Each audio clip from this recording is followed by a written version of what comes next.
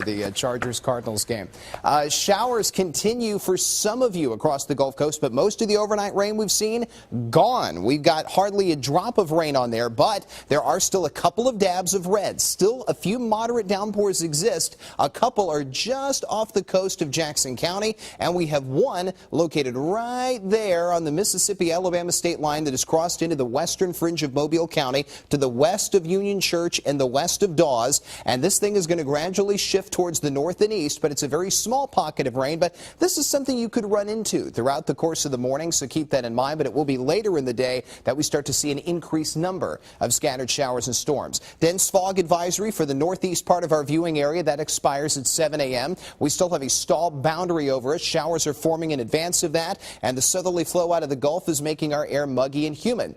It will be a second boundary that will push in here as we hit the weekend that will bring us some cooler temperatures and some lower levels of humidity. But remember, this is September. It's still the peak of the tropical season. Most spots are quiet, but we are continuing to follow this disturbance. We showed you this yesterday. This is the one that formed off the west coast of Africa, and the probability of that becoming a depression or storm is still 60% over a 5-day period. Maximum sustained winds are at 30. It's tracking to the northwest at 18, but the good news is the models want to shift it to the north of San Juan and north of the Caribbean, and typically when these things get above 20 degrees north latitude, they'll recurve. So we'll continue to follow it and track it throughout the week, but it's still a long ways from us. Temperature right now, a pair of 77s in the Port City and Daphne. Theodore, you're sitting at 78 degrees, Fairhope 74, Summerdale at 75, Perdido Key at 76, and Pensacola, right now you're at 74. Now here's a look at the futurecast for today. We are going to see a few showers and storms forming